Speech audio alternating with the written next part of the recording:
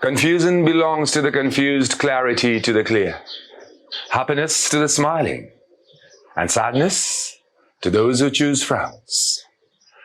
Choice, after all, is personal, aware or unaware, continuous, consistent, in the now. I'm love, and my age is now. Before we proceed, please allow me to set the table. The works in this work come to you.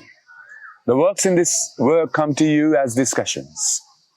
Over all other possibilities, my selection of discussion as an effort to establish this communication stems largely from my understanding of the effects of our attempts to communicate. A speech or a lecture seems lopsided, a conversation too light, a heated argument insane, and even the debate cunning. On the other hand, this art of discussion appears to initiate an interaction of thoughts. Have a look at yourself. Taking place between two people or among more of them. The who is not important. All that matters is the what, the concepts that are being discussed, the skills that are being applied, the objections that are being put forth upon conflicting premises. All on the same table for those involved to see. All on the same table with ideas floating free. All on the same table from confusion to clarity. Discussion, after all, avoids that deliberate use of selective premises simply to win an argument, discouraging that presenter bias, the craving to be right, especially in front of others. The focus remains on the presented over the presenter. Ideas do seem more sensible once we are able to remove those persons from the thoughts. Discussion is a venture worth, therefore. It is this initiation of a discussion I seek to attempt.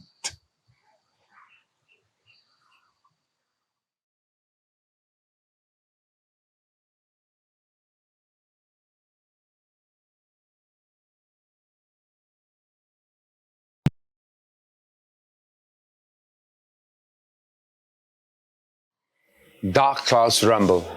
Droplets appear underneath the nimbostratus. A flash of lightning strikes, bringing in some daylight for a while. Thunders resonate from their subtle to their highest rose, before tailing off on low notes, waiting for another burst of the thunderbolts. Soon the droplets give in to the pull of gravity, and thus free fall in chains. Some heads tilt and turn upwards, and others find their hairs pushed now that the air has gained some momentum. As some footsteps rush in a hurry to shelters of choice or compromise, the droplets reach the land, and colorful umbrellas pop up. The downpour gathers strength, and soon the roads turn into rivulets. The cars somehow manage, while the two-wheelers find shallow waters and stop. Visibility is blocked, and Lake Fewa, just 20-odd meters away, hides behind the flowing curtain of the monsoon rain. Listening to the sound of the downpour, I take a sip of tea, perched inside a lakeside eatery. I've ordered a plate of momos, hot and spicy. Many people choose to go soft on their tongues, but I like them fiery. Food should be arriving soon, so I settle. Today brings me here on a meeting of sorts, but please allow me please allow me to introduce me to you first. I'm a floater, you see. I float around and see what's going on. And record those I find lead to some understanding. Just record. Smiling, happy, nonchalant. My way? You know, my way of understanding life and energies.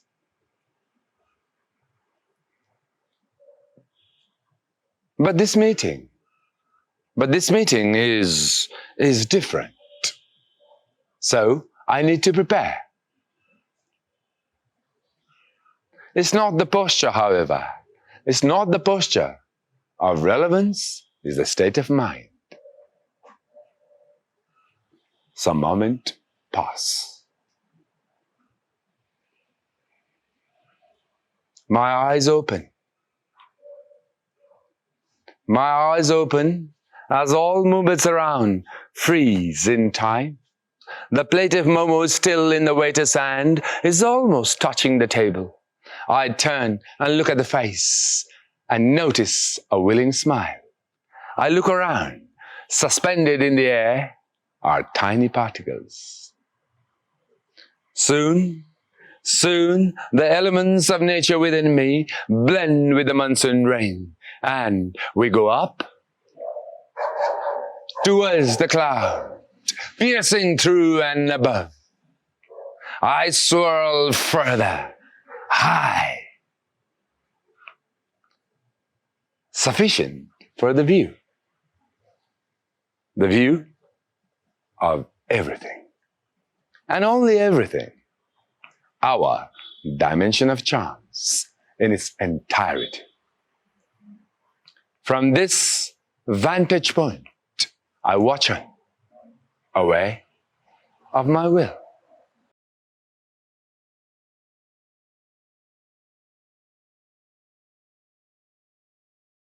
Now continues, capturing past and promising future. Reminding as always, leave this to chance or look around for a handful. Your worth in life you decide. Your value of death, you decide. Your looks and charms you decide. Your spread of the arms you decide. Intensity in good you decide. Ferocity in evil you decide. To see or not to see. To be there in need or not to be. To stand the ground or to flee. Your will you decide. Now continues, capturing past and promising future.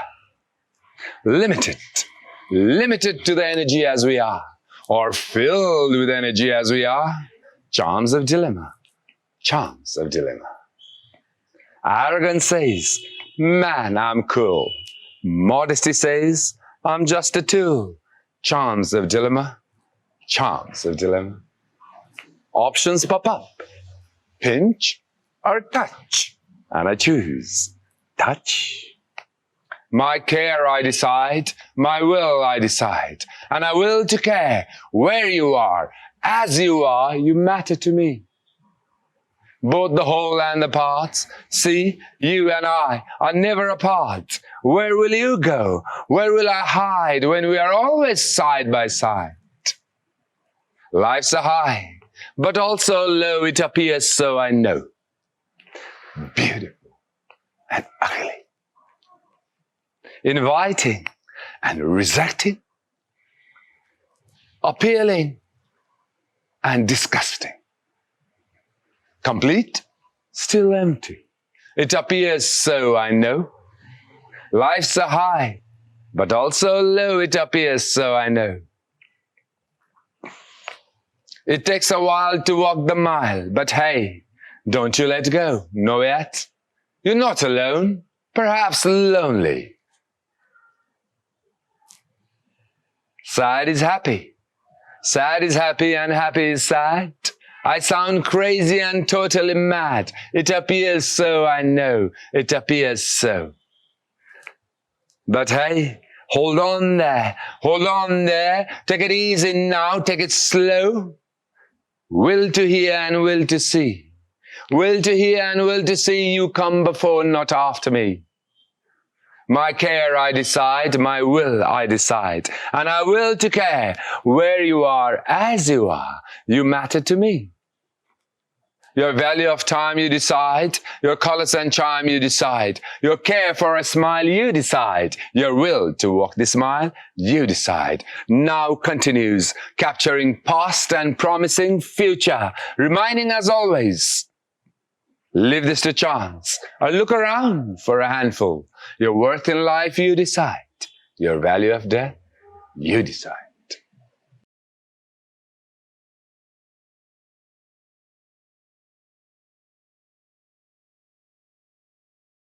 To be or not to be, our collective will. To be or not to be, our collective will. And would you choose? Neither in vanity of feats, nor in shame of naivety. Neither in vanity of feats, nor in shame of naivety. Neither guilty, nor innocent. Would you choose? Would you choose to tread the path, leaving the two? Neither captured in the dilemma of rights and wrongs, neither captured in the dilemma of rights and wrongs, nor swayed by the charms of the dislikes and the likes, neither ridiculed and shamed, nor achieved and acclaimed. Would you choose? Would you choose to tread the path? Neither of the two. We are the whole, and we are the parts. We are the whole and we are the parts. Now the future and now the past. Receiving and radiating. Forming and being formed. On the move. Continuous in the now. Neither positive nor negative. Just energy. Neither less nor more. Just sufficient. We are the whole and we are the parts. All the parts in one whole. Ask the sky otherwise. All the parts in one whole, and the whole in each part. Good ideal not anymore, as evil feels no more sound. And life shades this meaning, since death loses ground. And would you choose? Neither in vanity of feats, nor in shame of naivety. Neither guilty, nor innocent would you choose. Would you choose to tread the path, the kind, not near or far, but away from the two. I look around. The cup is empty, and so is the plate. The bill has come and gone. I look out. The monsoon rain still looks exciting. I gather myself and step out in the rain towards Lakeside, Pokhara. Close by, roofs stutter and roads turn shiny as droplets bounce off rather consistently. The monsoon clouds head further. Some are distant. Birds hurry to their shelters in the canopies. Both the prey and the predators rush. The rivulets swell and rivers receive the volume, and the rapids turn into rays.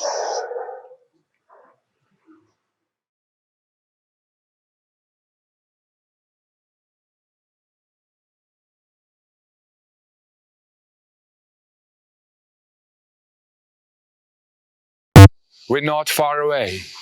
We're not far away from you.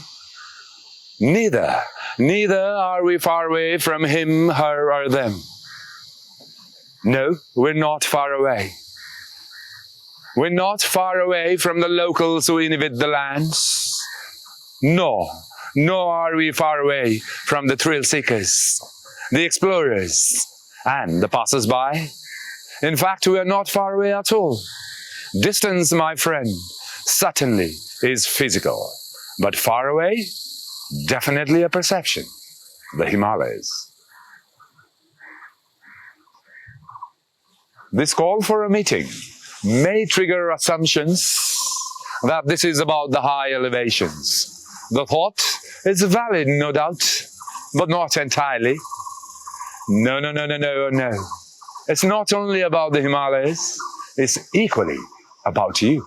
By no means am I suggesting that the Himalayas are about to vanish all of a sudden. No, no, no, no, no, no. They look unlikely to be going anywhere. Nor do they seem to change much over an extended period of time. They've remained here for millions of years, the records suggest, and perhaps will do so for a few more, going by the trend. We, on the other hand, do seem to spend our lives quite rapidly, given our current lifespans and lifestyles. I feel like it was the day before.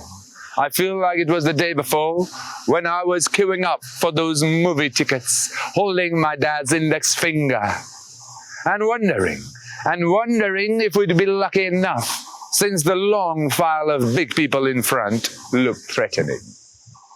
I feel like it was yesterday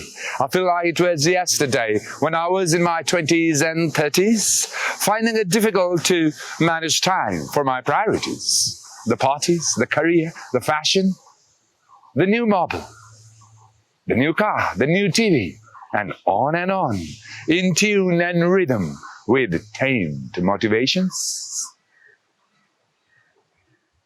Here I am. In the 40s, they say. No. You don't have to be in the 40s to fix a meeting with the Himalayas. Be a lot younger or a much older. What is important, it seems, is to remain aware that we are not swept away in the tides of conditioned perceptions. Caught unawares, and charmed by consumerism, tempted by the lust for power and status, driven by politics from offices to restaurants to homes. Doubt, thereby stress, does often find fertile ground. On this path, most of us fail to realize until late in life that making choices is a skill that can be gradually tamed to assist in living richer lives. And one choice is to step out beyond those walls and into the Himalayas.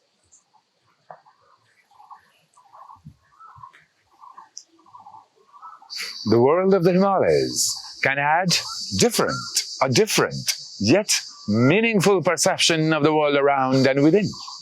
Records remain evidence that they have done so and continue to do so to all those who have chosen or choose to manage a discussion with these barren but majestic elevations. Ask anyone from Sir Edmund Hillary to Tenzing Norgay to Pasang Lamu to Harry, my son's friend. No. You don't have to be an acclaimed mountaineer or my son's friend. Be anyone, in any profession. Physical condition matters though. Just ascertain that your fitness remains fit enough. Moreover, trekking is a wonderful alternative. A trek to the Himalayas of Nepal leaves none untouched, and you're welcome. The sinners and the believers. The sinners and the believers, the forgivers and the grudge holders, the victims and the assailants, the guilt feelers and the carefree, and all of us in between. No. It's not about anyone's karma and consequences. It's about meeting the Himalayas in person soon. A discussion with the Himalayas leaves most immensely influenced. For this customized effect to manifest, however, our personal presence, face to face, up close with the magnificence of the magnificent, does seem essential. This is because the Himalayas and their surroundings alone cannot bring about this effect that calls for an interaction. and interaction between them and each of us, owing much to the way we as individuals choose to interpret those interactions in a manner very differently from the ones others would. Our trip to the Himalayas, however, is not just about my interactions, interpretations, and reactions. No. It's not just about me, nor is it only about the Himalayas. It's equally about you. Welcome to the Himalayas. Welcome to Nepal.